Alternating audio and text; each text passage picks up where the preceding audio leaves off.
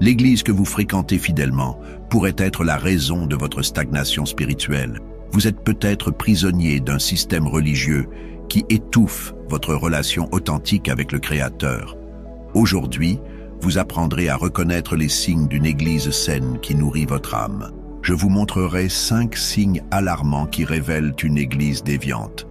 Mes chers amis, comme je viens de vous le dire, cette vérité m'a été révélée après des décennies de ministère et d'observation. Dans ma longue marche avec le Seigneur, j'ai constaté une réalité troublante. De nombreux croyants sincères assistent fidèlement au service religieux, mais s'éloignent progressivement de Dieu. Comment est-ce possible? La réponse est à la fois simple et dévastatrice. L'apôtre Paul nous met en garde dans sa 2e lettre à Timothée, chapitre 4, versets 3 et 4. « Car il viendra un temps où les hommes ne supporteront pas la saine doctrine, mais ayant la démangeaison d'entendre des choses agréables, ils se donneront une foule de docteurs selon leurs propres désirs, détourneront l'oreille de la vérité et se tourneront vers les fables. » Cette prophétie s'accomplit sous nos yeux. Dans chaque génération, Satan utilise une stratégie redoutable. Plutôt que d'attaquer l'Église de front, il crée des contrefaçons. Des églises qui ressemblent extérieurement à des lieux de culte authentiques, mais qui, intérieurement, détournent les âmes de la vérité. Écoutez-moi attentivement. Votre croissance spirituelle ne dépend pas uniquement de votre engagement personnel, mais aussi de l'environnement spirituel dans lequel vous vous nourrissez. Une église peut soit vous propulser vers une relation profonde avec Dieu, soit vous maintenir dans une illusion de spiritualité. Je me souviens d'un homme qui fréquentait régulièrement une église prestigieuse. Il participait à toutes les activités, connaissait la Bible par cœur, mais son âme se desséchait lentement. Un jour, il m'a confié « Pasteur, je connais tout de Dieu, mais je ne le connais pas, lui. Quelle tragédie !» Cet homme avait échangé la relation pour la religion. La parole de Dieu nous avertit dans Matthieu chapitre 15, verset 8. « Ce peuple m'honore des lèvres, mais son cœur est éloigné de moi. Voilà le danger mortel. » Une église peut enseigner des vérités bibliques tout en cultivant un esprit qui éloigne subtilement les cœurs de Dieu. Ne vous y trompez pas. L'ennemi de vos âmes est extrêmement rusé. Il ne vient pas toujours avec des tentations évidentes, mais souvent sous l'apparence d'une spiritualité impressionnante. Il préfère vous voir religieusement occupé, mais spirituellement vide, plutôt que complètement éloigné de l'Église. Au cours de mes nombreuses années de ministère, j'ai observé des milliers d'églises à travers le monde. La vérité choquante est que certaines d'entre elles, malgré leurs intentions sincères, sont devenues des obstacles à la relation authentique avec Dieu. Les signes sont subtils, mais dévastateurs pour votre santé spirituelle. Laissez-moi vous poser une question directe. Ressentez-vous parfois un vide spirituel, malgré votre fidélité à l'Église? Vous sentez-vous plus connecté aux traditions et aux activités qu'à Dieu lui-même? Ces sentiments ne sont pas accidentels.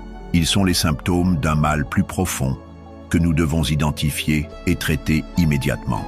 La Bible nous enseigne dans le livre des Actes que l'Église primitive était caractérisée par la puissance, l'amour et une relation dynamique avec Dieu.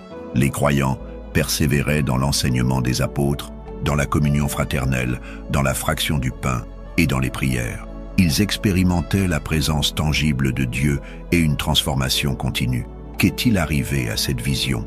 Comment sommes-nous passés de communautés vibrantes à des institutions qui peuvent étouffer la vie spirituelle? Aujourd'hui est le moment crucial où vous devez ouvrir les yeux. Le temps presse et votre destinée spirituelle est en jeu. Dieu m'a donné un fardeau pour cette génération, pour vous révéler les vérités que beaucoup préféreraient ignorer. Cette révélation divine n'est pas destinée à vous décourager, mais à vous libérer. La vérité, aussi difficile soit-elle à entendre, est toujours le chemin vers la liberté. Comme Jésus l'a promis, vous connaîtrez la vérité, et la vérité vous affranchira. Vous êtes à un carrefour spirituel. Ce que vous ferez de cette révélation déterminera si vous continuerez à vous dessécher dans une relation superficielle avec Dieu, ou si vous entrerez dans les profondeurs de sa présence pour lesquelles vous avez été créés. Dans le livre de l'Apocalypse, notre Seigneur s'adresse à 7 églises différentes. À certaines, il adresse des éloges, mais à d'autres, il lance de sévères avertissements. Remarquez qu'il ne parle pas à des non-croyants, mais à son propre peuple, à ceux qui se considèrent comme faisant partie de son Église. Et pourtant, certaines de ces églises s'étaient tellement éloignées de la vérité qu'il menaçait de retirer leur chandelier, symbole de sa présence parmi eux. Ce message n'est pas nouveau, mes amis. C'est un avertissement aussi ancien que l'Église elle-même, mais il revêt une urgence particulière pour notre génération.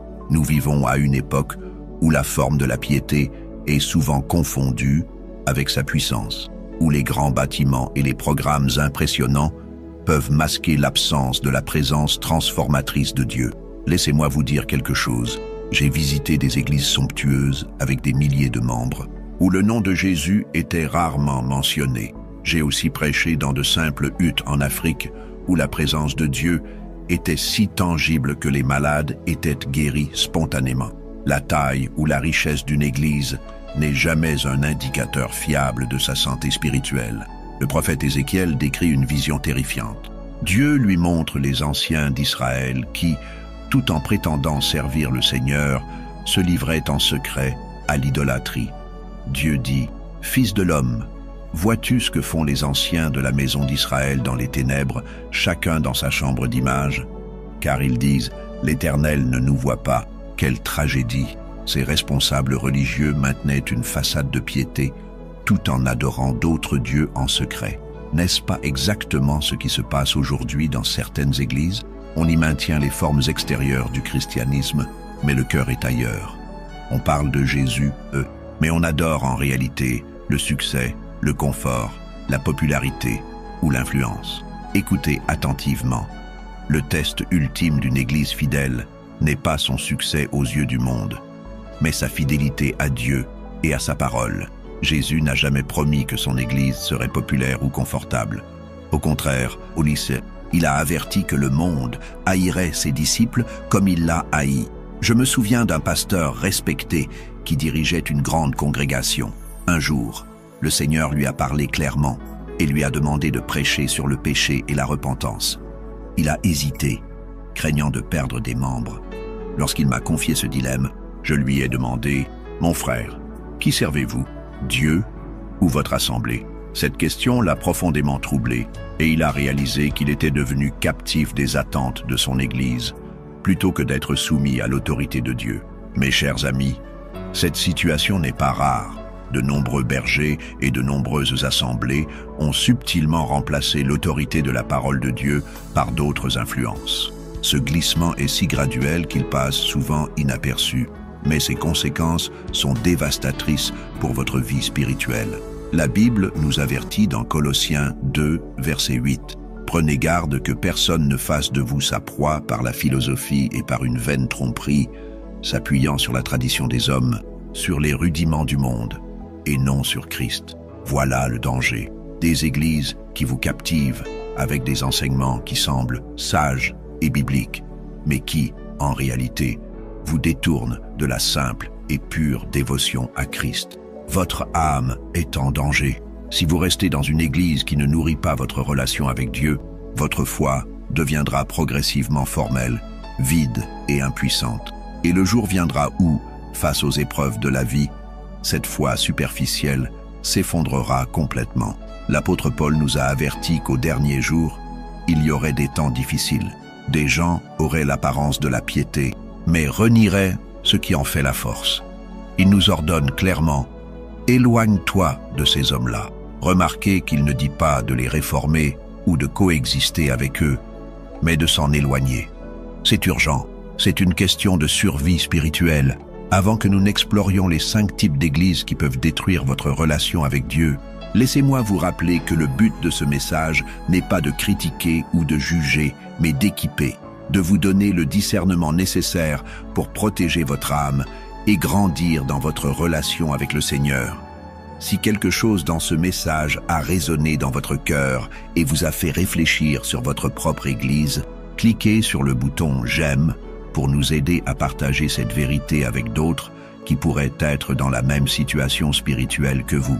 Et comme toujours, je vous invite à rester pour la prière finale qui couronne chaque message et apporte une bénédiction spéciale à votre âme. Dans la prochaine partie, nous examinerons en détail les signes alarmants qui révèlent si votre Église nourrit ou étouffe votre relation avec Dieu. Cette révélation pourrait représenter le tournant le plus important de votre vie spirituelle. Bien-aimés frères et sœurs, le moment est venu d'arracher le voile et de révéler le premier type d'église qui peut détruire silencieusement votre relation avec Dieu. Préparez votre cœur, car cette vérité pourrait être difficile à entendre, mais elle est essentielle pour votre survie spirituelle. Le premier type d'église dangereuse est ce que j'appelle l'église de la tradition morte. Ces assemblées ont remplacé la puissance vivante de l'Évangile par des rituels vides et des traditions humaines. Jésus a confronté directement ce problème quand il a dit aux pharisiens « Vous annulez ainsi la parole de Dieu au profit de votre tradition ». Comment reconnaître ce type d'église? Observez attentivement. Dans ces assemblées, la forme est plus importante que la transformation. On y respecte scrupuleusement les traditions, les cérémonies, les formules liturgiques, mais on y néglige la conversion profonde des cœurs. On y préserve jalousement les méthodes du passé, non par fidélité à l'écriture, mais par peur du changement. Ne vous méprenez pas, je ne m'oppose pas aux traditions en elles-mêmes. Certaines traditions sont riches de sens et nous connectent à notre héritage spirituel. Le problème survient lorsque ces traditions deviennent une fin en soi, lorsqu'elles se substituent à la relation vivante avec Dieu. Je me souviens d'une femme qui fréquentait fidèlement une église traditionnelle depuis son enfance. Elle connaissait par cœur toutes les prières et les réponses liturgiques, mais un jour, elle m'a confié en larmes. Pendant 40 ans, j'ai pratiqué ma religion, mais je n'ai jamais rencontré Jésus personnellement. J'ai récité des milliers de prières, mais je n'ai jamais vraiment prié avec mon cœur. Quel témoignage bouleversant! Cette femme avait été victime d'une religion sans relation, d'une forme de piété qui niait ce qui en fait la force. Et le plus tragique, c'est qu'elle avait perdu 4 décennies de communion intime avec Dieu. La Bible nous avertit clairement dans Ésaïe 29, verset 13, « Ce peuple s'approche de moi de la bouche et m'honore des lèvres, mais son cœur est éloigné de moi. Et la crainte qu'il a de moi n'est qu'un précepte enseigné par des hommes. » Notez bien la distinction. On peut honorer Dieu des lèvres tout en ayant le cœur loin de lui. Attention, votre présence régulière dans une église traditionnelle ne garantit pas votre croissance spirituelle. Vous pouvez participer à tous les rituels, réciter toutes les prières et chanter tous les cantiques, tout en restant spirituellement stagnant, voire même mort. Le deuxième type d'église dangereuse est l'église du divertissement. Ces assemblées ont transformé le culte solennel en spectacle, la prédication en performance et la communion fraternelle en événement social. Leur objectif principal n'est plus de glorifier Dieu et d'édifier les croyants, mais d'attirer et de retenir les foules par des expériences émotionnelles. Dans ces églises, on mesure le succès par l'affluence et non par la fidélité à l'Évangile. On cherche à plaire aux hommes plutôt qu'à Dieu. On évite soigneusement les sujets difficiles comme le péché, le jugement ou la repentance, préférant des messages positifs qui flattent l'auditoire sans confronter les consciences. L'apôtre Paul a prophétisé ce phénomène dans sa 2e lettre à Timothée.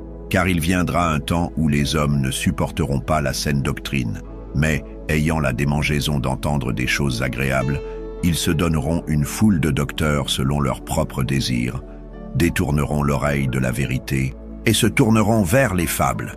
Ce temps est arrivé, mes amis. Beaucoup d'églises aujourd'hui sont devenues des centres de divertissement religieux où l'on vient chercher une expérience émotionnelle plutôt qu'une rencontre transformatrice avec le Dieu vivant. Écoutez-moi attentivement.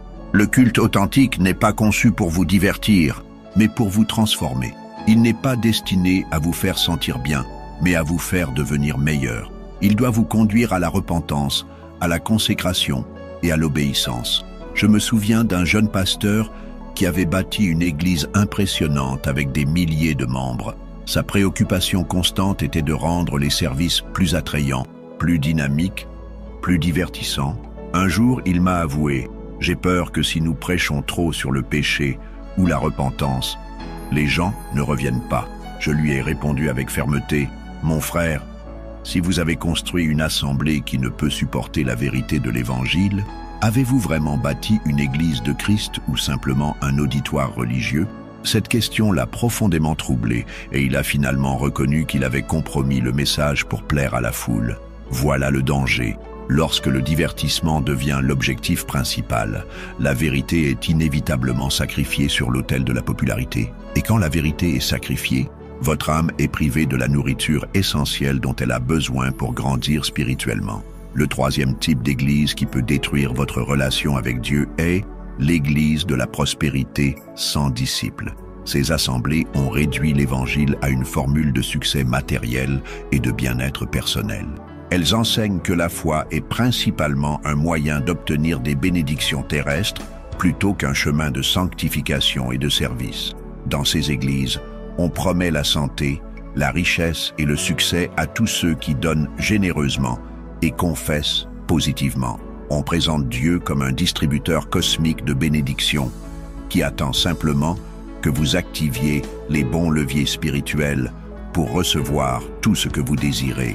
Cette vision déformée du christianisme est directement contredite par les paroles de Jésus. Si quelqu'un veut venir après moi, qu'il renonce à lui-même, qu'il se charge de sa croix et qu'il me suive. Car celui qui voudra sauver sa vie la perdra, mais celui qui la perdra à cause de moi la trouvera. Là, notez bien, Jésus n'a jamais promis une vie sans souffrance ni sacrifice. Au contraire, il a clairement enseigné que le chemin du disciple est un chemin de renoncement, de service et parfois même de persécution. Mais ces vérités difficiles sont souvent ignorées dans les églises de la prospérité. Je me souviens d'un couple qui fréquentait une église prospère et populaire. Ils donnaient fidèlement, confessaient positivement et s'attendaient à une vie bénie. Puis leur enfant est tombé gravement malade. Malgré leurs prières ferventes et leur foi sincère, l'enfant est décédé. Écrasés par le chagrin, ils se sont tournés vers leur église pour y trouver du réconfort. Mais on leur a dit que leur tragédie était le résultat d'un manque de foi ou d'un péché caché. Quelle cruauté spirituelle! Ce couple a quitté cette église, profondément blessé, non seulement par leur perte, mais aussi par l'insensibilité d'un enseignement qui ne peut faire face à la réalité de la souffrance humaine. Leur foi a été gravement ébranlée, non par Dieu, mais par une fausse représentation de Dieu. Attention! Une église qui vous promet uniquement des bénédictions sans vous préparer aux épreuves vous laissera spirituellement vulnérable quand les tempêtes de la vie surviendront. Et elles surviendront car Jésus nous a avertis. Dans le monde, vous aurez des tribulations. Le quatrième type d'église dangereuse est l'église de la légalité oppressive. Ces assemblées ont remplacé la grâce libératrice de l'Évangile par un système rigide de règles et de performances spirituelles. Elles créent une atmosphère de peur, de jugement et de conditionnement, où votre valeur spirituelle est mesurée par votre conformité à des normes extérieures. Dans ces églises, on enseigne que l'amour et l'acceptation de Dieu dépendent de votre comportement. On cultive la peur et la culpabilité comme motivation principale pour l'obéissance chrétienne. On se concentre davantage sur ce que les croyants ne devraient pas faire que sur la transformation intérieure que Christ veut opérer. L'apôtre Paul met sévèrement en garde contre cette perversion de l'Évangile dans sa lettre aux Galates. Christ nous a affranchis pour que nous soyons vraiment libres. Tenez donc ferme et ne vous laissez pas mettre de nouveau sous le joug de l'esclavage. Le légalisme est une corruption subtile mais dévastatrice de la vérité. Il prétend honorer Dieu en maintenant des standards élevés, mais en réalité, il déshonore le sacrifice de Christ en suggérant que son œuvre à la croix n'est pas suffisante pour notre salut et notre sanctification. Je me souviens d'une jeune femme élevée dans une église strictement légaliste. Depuis son enfance, on lui avait enseigné que Dieu l'aimait seulement quand elle était parfaitement obéissante. Chaque péché, chaque échec la plongeait dans un abîme de honte et de désespoir. Quand je l'ai rencontrée, elle était spirituellement épuisée, incapable de croire que Dieu pouvait véritablement l'aimer. « Pasteur, m'a-t-elle dit, j'ai essayé si fort d'être assez bonne pour Dieu, mais je n'y arrive jamais. Je suis fatiguée d'essayer et d'échouer continuellement. » Son témoignage m'a brisé le cœur, car il révélait comment le légalisme peut transformer la bonne nouvelle de l'Évangile en un fardeau écrasant. Écoutez-moi attentivement. L'obéissance chrétienne authentique ne découle pas de la peur du jugement, mais de l'amour et de la gratitude envers celui qui nous a aimés le premier. Elle est le fruit de l'esprit qui travaille en nous et non le résultat de la pression extérieure ou de la manipulation. Si votre Église vous laisse constamment avec un sentiment d'indignité, d'insuffisance ou de condamnation, c'est un signe alarmant que vous êtes peut-être sous l'influence d'un système légaliste qui étouffe la vie spirituelle au lieu de la favoriser. Le cinquième et dernier type d'église qui peut détruire votre relation avec Dieu est l'église de l'activisme sans âme. Ces assemblées ont substitué les programmes, les projets et les activités à la communion authentique avec Dieu et avec les autres croyants. Dans ces églises, le succès est mesuré par le niveau d'activité et d'occupation. On valorise ceux qui sont constamment impliqués dans les ministères et les programmes, souvent au détriment de leur vie spirituelle personnelle et de leurs relations familiales. On confond facilement l'agitation religieuse avec la vitalité spirituelle. Je me souviens d'un responsable d'église dévoué qui supervisait plusieurs ministères importants. Son agenda était rempli de réunions, de projets et d'activités pour le Seigneur. Un jour, son mariage s'est effondré et ses enfants se sont détournés de la foi. Choqué et dévasté, il m'a confié « J'étais si occupé à servir Dieu que j'ai négligé de connaître Dieu et d'aimer ma famille. » Quelle tragédie! Cet homme avait confondu l'activité chrétienne avec la vie chrétienne. Il avait oublié l'avertissement de Jésus à l'église d'Éphèse dans l'Apocalypse. « Je connais tes œuvres, ton travail et ta persévérance, mais ce que j'ai contre toi, c'est que tu as abandonné ton premier amour. » Voilà le danger. Une église qui valorise l'activisme au-dessus de l'adoration, le service au-dessus de la communion, et les programmes au-dessus des personnes finira par produire des croyants épuisés spirituellement et déconnectés de la source de toute vie spirituelle authentique, une relation intime avec Jésus-Christ. Laissez-moi vous poser une question directe. Votre Église vous pousse-t-elle constamment à faire plus pour Dieu sans vous aider à être davantage avec Dieu? Vous sentez-vous valorisé principalement pour ce que vous faites plutôt que pour qui vous êtes en Christ? Si c'est le cas, vous pourriez être dans une église de l'activisme sans âme. Mes chers amis, ces 5 types d'églises, la tradition morte, le divertissement superficiel, la prospérité sans disciples, la légalité oppressive et l'activisme sans âme, représentent des déviations dangereuses de l'église que Jésus a établie. Elles peuvent sembler saines et vibrantes en surface, mais elles manquent de la puissance transformatrice de l'évangile authentique. Jésus a dit « Je bâtirai mon église » et les portes du séjour des morts ne prévaudront point contre elle. Remarquez qu'il n'a pas dit « Vous bâtirez mon église selon vos idées et vos préférences ». Non, c'est lui qui bâtit son église et il la bâtit selon son modèle, pas le nôtre. Alors, quelles sont les caractéristiques d'une église saine qui nourrit votre relation avec Dieu au lieu de la détruire? Laissez-moi vous présenter 5 marques essentielles d'une église authentique selon le modèle biblique. Premièrement, une église saine est centrée sur Christ, pas sur les traditions, les performances ou les personnalités. Jésus-Christ est la tête de l'église et il doit occuper la place centrale dans sa vie et son ministère. L'apôtre Paul déclare aux Colossiens « Il est la tête du corps de l'église, afin qu'en toute chose, il ait la prééminence. » Dans une église centrée sur Christ, chaque sermon, chaque cantique, chaque ministère et chaque décision est guidé par cette question fondamentale. Cela glorifie-t-il Jésus-Christ et aide-t-il les croyants à mieux le connaître? Si Christ n'est pas visiblement et constamment exalté dans votre Église, quelque chose de fondamental fait défaut. Deuxièmement, une Église saine est fondée sur la parole. Elle reconnaît l'Écriture comme l'autorité suprême en matière de foi et de pratique. La Bible n'y est pas traitée comme un simple livre de conseils spirituels ou un recueil de belles histoires, mais comme la parole vivante et active de Dieu qui juge les pensées et les intentions du cœur. Dans une Église fondée sur la parole, la prédication expose fidèlement le texte biblique dans son contexte, en appliquant ces vérités éternelles à la vie quotidienne. Les enseignements sont mesurés non par leur popularité ou leur originalité, mais par leur fidélité à l'Écriture. Comme Paul l'a exhorté à Timothée, prêche la parole, insiste en toute occasion, favorable ou non. Troisièmement, une Église saine est transformée par l'Esprit. Elle reconnaît sa dépendance totale envers le Saint-Esprit pour toute vie et tout ministère authentique. Elle crée un espace pour l'œuvre souveraine de l'Esprit, sans manipuler les émotions, ni étouffer les manifestations légitimes de sa présence. Dans une Église transformée par l'Esprit, on s'attend à voir des vies changées, des cœurs guéris des pécheurs repentants et des disciples mûrissants. Le fruit de l'esprit, amour, joie, paix, patience, bonté, bienveillance, fidélité, douceur et maîtrise de soi est évident dans la vie communautaire. Quatrièmement, une Église saine est unie dans l'amour. Elle se caractérise par des relations authentiques où les croyants s'aiment véritablement les uns les autres, comme Christ nous a aimés. Jésus a dit « À ceux-ci, tous connaîtront que vous êtes mes disciples, si vous avez de l'amour les uns pour les autres. » Dans une Église unie dans l'amour, les différences culturelles, sociales, économiques ou politiques sont transcendées par l'unité en Christ. Les conflits sont résolus avec grâce et vérité. Les faibles sont soutenus, les égarés sont restaurés et les nouveaux venus sont accueillis avec chaleur et authenticité. Cinquièmement, une Église saine est engagée dans la mission.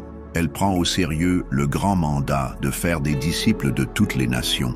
Elle ne se contente pas de préserver son propre confort ou sa tradition, mais s'engage activement à partager l'Évangile et à servir son prochain.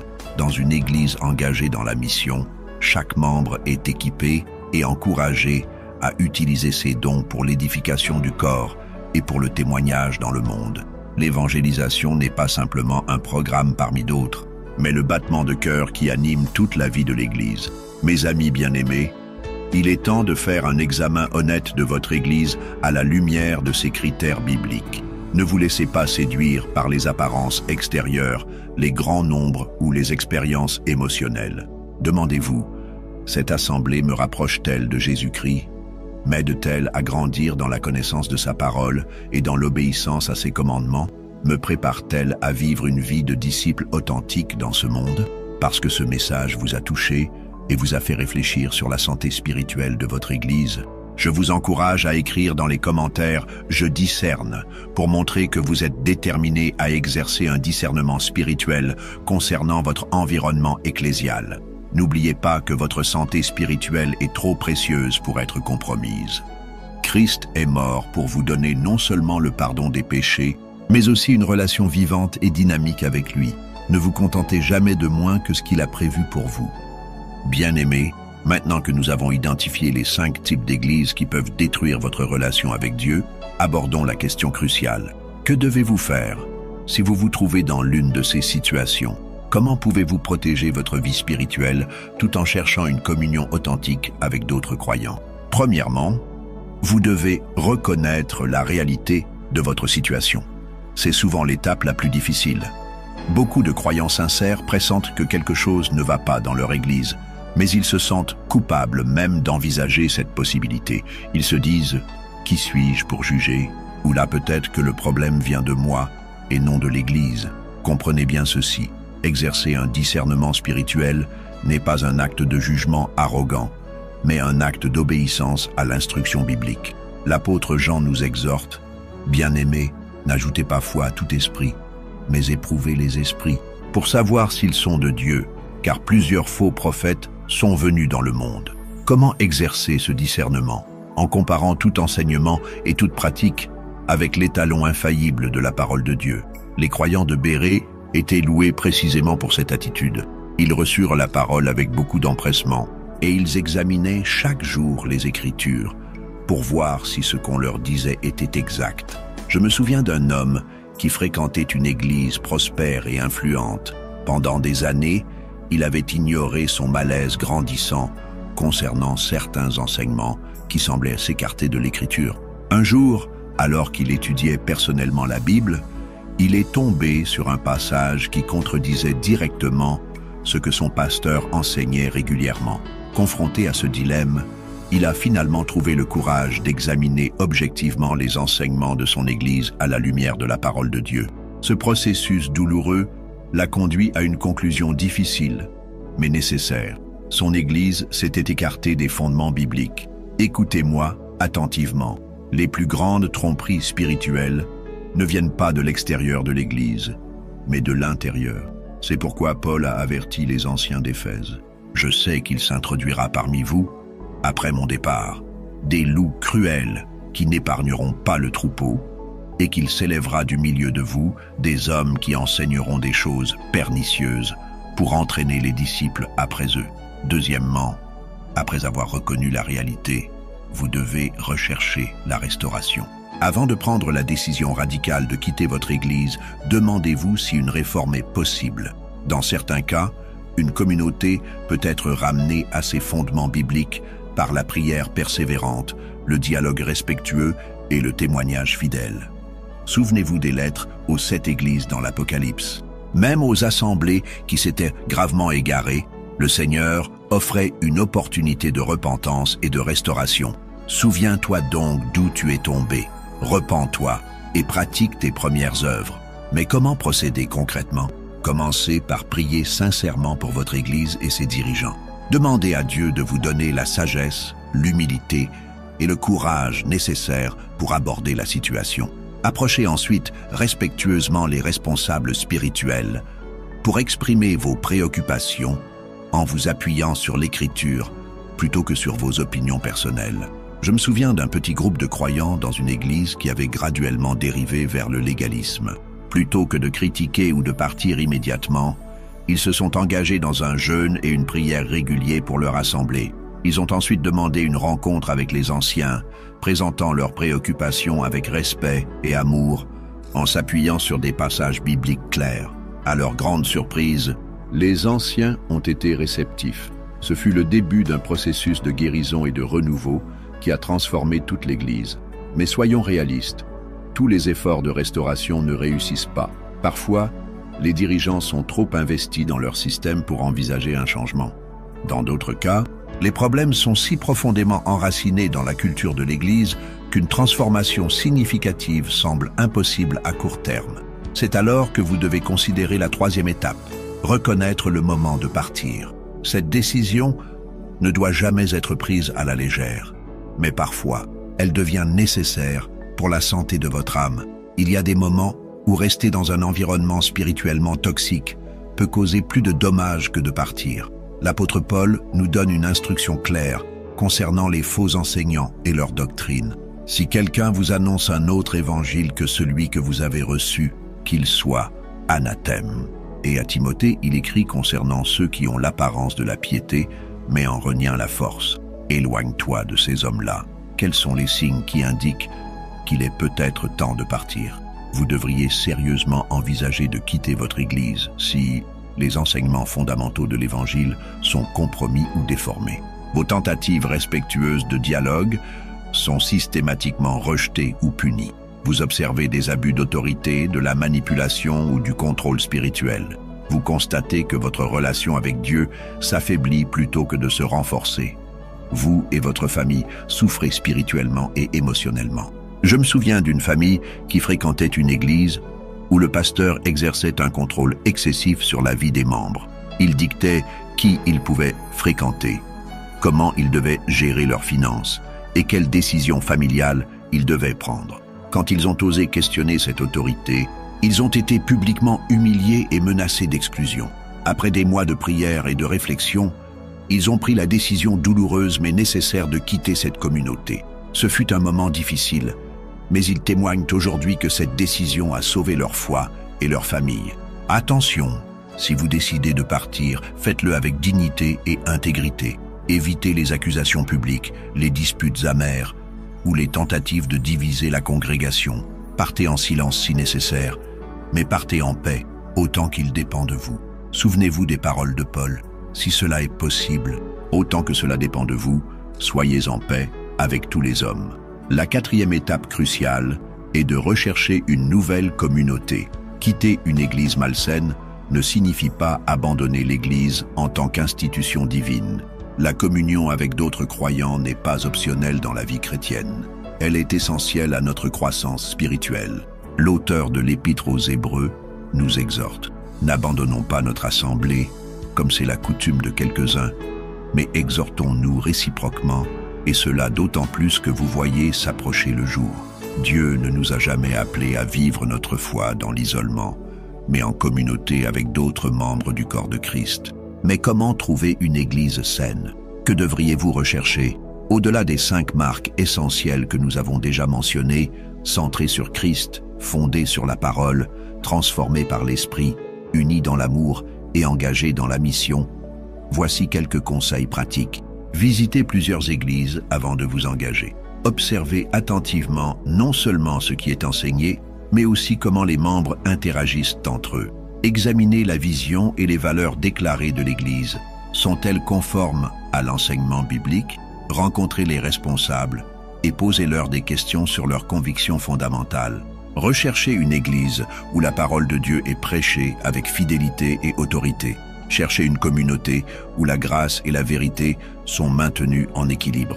Observez comment l'Église prend soin des plus vulnérables, les pauvres, les malades, les personnes âgées et les enfants. Je me souviens d'un couple qui, après avoir quitté une église toxique, a passé plusieurs mois à visiter différentes assemblées. Ils ont pris le temps de prier, d'observer et de discerner avant de s'engager. Finalement, ils ont trouvé une communauté où Christ était visiblement honoré, où la Bible était fidèlement enseignée et où les croyants s'aimaient authentiquement. Ce passage d'un environnement toxique à un environnement sain a complètement renouvelé leur vie spirituelle. La cinquième et dernière étape est de retrouver la relation avec Dieu. C'est l'objectif ultime de tout ce processus. Rappelez-vous que les structures ecclésiales, aussi importantes soient-elles, ne sont que des moyens vers une fin, une relation personnelle, intime et transformatrice avec le Dieu vivant à travers Jésus-Christ. Comment retrouver cette relation vitale après l'avoir vue s'affaiblir dans un environnement ecclésial malsain? Laissez-moi vous donner des conseils pratiques qui ont aidé de nombreuses personnes à renouveler leur communion avec Dieu. D'abord, immergez-vous à nouveau dans la parole de Dieu, non pas comme un exercice religieux ou une obligation, mais comme une rencontre personnelle avec Dieu qui vous parle. Jésus a dit « Les paroles que je vous ai dites sont esprit et vie ». La Bible n'est pas simplement un livre d'instructions, c'est le moyen par lequel Dieu se révèle à nous et nous transforme par le renouvellement de notre intelligence. Je me souviens d'une femme qui avait été profondément blessée dans une église légaliste. Pendant des années, elle avait lu la Bible uniquement pour chercher des règles à suivre ou des péchés à éviter.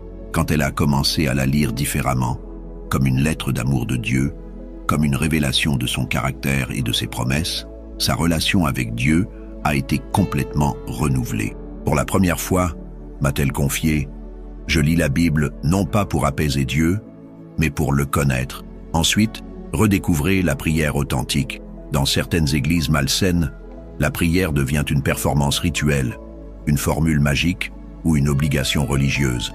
Libérez-vous de ces conceptions erronées et réapprenez à communiquer simplement et honnêtement avec votre Père céleste. Jésus nous enseigne, quand vous priez, ne multipliez pas de vaines paroles, comme les païens, qui s'imaginent qu'à force de paroles, ils seront exaucés. La prière n'est pas une technique à maîtriser, mais une relation à cultiver. Elle inclut la confession, la louange, la requête et l'action de grâce, mais au-delà de ces éléments, elle est essentiellement une conversation intime avec celui qui vous aime infiniment. Attention, ne laissez pas les blessures infligées par une église toxique contaminer votre vision de Dieu. Beaucoup projettent inconsciemment sur Dieu les traits des dirigeants spirituels qui les ont blessés. Ils en viennent à voir Dieu comme un juge sévère, un manipulateur ou un être distant et désintéressé. C'est précisément ce que l'ennemi de vos âmes souhaite accomplir, détruire votre confiance en l'amour et la bonté de Dieu. La vérité libératrice est que Dieu n'est pas comme ses dirigeants défaillants. Il est le Père des miséricordes et le Dieu de toute consolation. Il est lent à la colère et riche en bonté. Il est celui qui nous a aimés d'un amour éternel. Votre relation avec lui peut être complètement restaurée, quelle que soit la profondeur des blessures ecclésiales que vous avez subies. Un autre aspect crucial de cette restauration est le pardon. C'est peut-être l'élément le plus difficile, mais aussi le plus nécessaire. Les blessures infligées par ceux qui prétendent représenter Dieu sont particulièrement douloureuses et peuvent laisser des cicatrices profondes. Mais refuser de pardonner, c'est se lier soi-même aux offenses du passé et entraver sa propre guérison. Jésus nous enseigne à prier « Pardonne-nous nos offenses », comme nous aussi nous pardonnons à ceux qui nous ont offensés. Le pardon n'est pas un sentiment, mais une décision. Il ne minimise pas l'offense, n'excuse pas l'abus et n'exige pas une réconciliation immédiate. Surtout, dans les cas d'abus graves. Mais il libère votre cœur du fardeau de l'amertume et vous permet d'avancer dans votre cheminement spirituel. Je me souviens d'un homme qui avait été profondément trahi par un pasteur qu'il respectait et aimait. Cette trahison l'avait non seulement éloigné de l'Église, mais aussi de Dieu. La colère et l'amertume avaient empoisonné son âme pendant des années. Lorsqu'il a finalement trouvé la force de pardonner, non pas pour excuser l'inexcusable, mais pour se libérer lui-même, il a décrit ce moment comme une seconde conversion. Je me sentais comme si des chaînes invisibles s'étaient brisées, m'a-t-il dit. Pour la première fois en 10 ans, j'ai pu prier sans que mon cœur soit rempli de colère. Enfin, entourez-vous de croyants saints qui vous encourageront et vous soutiendront dans votre cheminement de guérison. Nous n'avons jamais été destinés à marcher seuls dans la foi. Le corps de Christ, lorsqu'il fonctionne comme Dieu l'a voulu, est un lieu de guérison, de croissance et de restauration. L'apôtre Paul utilise cette image puissante. Comme le corps est un et a plusieurs membres, et comme tous les membres du corps, malgré leur nombre, forment un seul corps. Ainsi en est-il de Christ. Dans un corps sain, lorsqu'un membre souffre, les autres le soutiennent et contribuent à sa guérison. Je vous invite à partager dans les commentaires votre propre expérience concernant ces types d'églises, ou à nous dire comment vous avez trouvé une communauté spirituelle authentique. Votre témoignage pourrait être le phare qui guidera quelqu'un d'autre vers la liberté spirituelle. Mes chers amis, si vous vous trouvez dans une église qui détruit votre relation avec Dieu plutôt que de la nourrir, sachez que Dieu vous appelle à quelque chose de meilleur. Il désire pour vous une communion authentique non seulement avec lui, mais aussi avec d'autres croyants qui vous encourageront à grandir dans la foi. Mes chers amis en Christ, avant de conclure ce message, je dois vous adresser une clarification importante. Ce message n'est absolument pas un appel à quitter votre Église précipitamment. Au contraire, c'est une invitation au discernement spirituel, à l'introspection et à la prière approfondie concernant votre vie ecclésiale. L'Écriture nous enseigne dans 1 Thessaloniciens chapitre 5, verset 21. Examinez toutes choses, retenez ce qui est bon. C'est précisément cet examen spirituel que je vous encourage à entreprendre, avec sagesse et maturité, sous la direction du Saint-Esprit. Beaucoup d'entre vous n'ont peut-être qu'une seule église à proximité de leur domicile. D'autres sont profondément enracinés dans leur communauté ecclésiale depuis des générations. Certains occupent des positions de responsabilité dans leur assemblée locale. Dans ces circonstances, quitter son église n'est pas une option simple, ni nécessairement la bonne décision. Que devez-vous faire alors? Permettez-moi de vous offrir quelques conseils pratiques et bibliquement fondés. Premièrement, engagez-vous dans une prière sincère pour le discernement. Jacques nous dit, « Si quelqu'un d'entre vous manque de sagesse, qu'il la demande à Dieu, qui donne à tous simplement et sans reproche, et elle lui sera donnée. » Avant toute action, cherchez la face de Dieu avec humilité et persévérance. Demandez-lui de vous révéler quels aspects de votre Église doivent être examinés à la lumière de sa parole. Je me souviens d'un couple confronté à des enseignements problématiques dans leur Église. Plutôt que de partir impulsivement, ils ont consacré 30 jours à une prière intensive, demandant à Dieu de leur montrer clairement son chemin. À la fin de cette période, ils ont reçu une clarté remarquable, non pas pour quitter leur Église, mais pour y rester comme agents de renouveau spirituel, avec une nouvelle compassion pour leurs pasteurs et leur communauté. Deuxièmement, recherchez un dialogue constructif avec vos responsables spirituels. Dans de nombreux cas, les pasteurs et les anciens ne sont pas conscients des problèmes que vous percevez ou de l'impact que certains enseignements ont sur votre vie spirituelle. Une conversation respectueuse et fondée sur l'Écriture peut ouvrir la voie à une compréhension mutuelle et parfois même à un renouvellement ecclésial.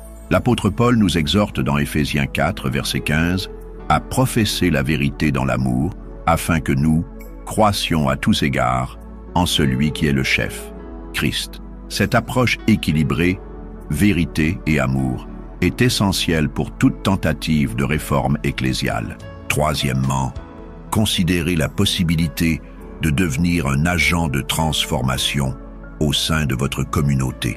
Peut-être Dieu vous a-t-il placé précisément dans cette Église imparfaite pour être sel et lumière, pour contribuer à son renouvellement plutôt qu'à son abandon. Je pense à Néhémie qui, face au mur effondré de Jérusalem, n'a pas fui vers un lieu plus confortable mais s'est engagé dans la difficile tâche de reconstruction. Il a prié, planifié, mobilisé les autres et persévéré malgré l'opposition. Son exemple nous enseigne que la restauration est possible même dans les situations qui semblent désespérées. Si vous discernez que votre Église s'est éloignée des fondements bibliques sur certains points, demandez-vous, puis-je être un instrument de guérison et de renouveau? Puis-je modeler une spiritualité authentique qui pourrait inspirer les autres? Dans bien des cas, un petit groupe de croyants engagés peut devenir le catalyseur d'une transformation significative. Quatrièmement, si vous restez dans une situation ecclésiale imparfaite, assurez-vous de nourrir votre vie spirituelle par d'autres moyens. Supplémentez l'enseignement que vous recevez à l'Église par une étude personnelle approfondie de la Bible. Recherchez des ressources saines qui vous aideront à grandir spirituellement. Connectez-vous avec d'autres croyants matures qui pourront vous encourager et vous conseiller. L'apôtre Pierre nous exhorte « Désirez, comme des enfants nouveau-nés, le lait spirituel et pur, afin que par lui, vous croissiez pour le salut. » Cette responsabilité personnelle pour notre croissance spirituelle demeure quelle que soit la santé de notre Église locale. Finalement, rappelez-vous que l'Église universelle de Christ est bien plus grande que votre assemblée locale. Même si votre situation ecclésiale actuelle est imparfaite, vous n'êtes pas seul. Vous faites partie d'un corps immense qui s'étend à travers le monde et à travers les âges. La communion de tous ceux qui confessent Jésus-Christ comme Seigneur et Sauveur. Dans des moments de découragement ou de solitude spirituelle, cette perspective plus large peut être profondément réconfortante. Comme Paul le rappelle aux Éphésiens, nous sommes concitoyens des saints, membres de la famille de Dieu. Mes chers amis, je vous invite maintenant à vous joindre à moi dans cette prière. Père céleste, nous venons devant toi avec des cœurs ouverts et humbles. Nous te demandons le discernement spirituel pour évaluer notre vie ecclésiale à la lumière de ta parole. Là où des changements sont nécessaires, donne-nous la sagesse et le courage d'agir avec amour et vérité. Là où nous sommes appelés à rester et à servir malgré les imperfections, donne-nous la patience et la persévérance. Guide chacun de nous par ton esprit dans le chemin unique que tu as préparé. Renouvelle nos cœurs et nos églises pour ta gloire. Au nom de Jésus-Christ, notre Seigneur. Amen. Un Amen dans les commentaires et un clic sur le bouton J'aime de cette vidéo aideront d'autres âmes à découvrir cette vérité transformatrice. Merci beaucoup pour votre présence. Et maintenant, ne manquez pas le prochain message qui apparaîtra sur votre écran. Il vous guidera plus profondément dans les principes du discernement spirituel et vous aidera à fortifier votre relation personnelle avec Dieu, quelle que soit votre situation ecclésiale.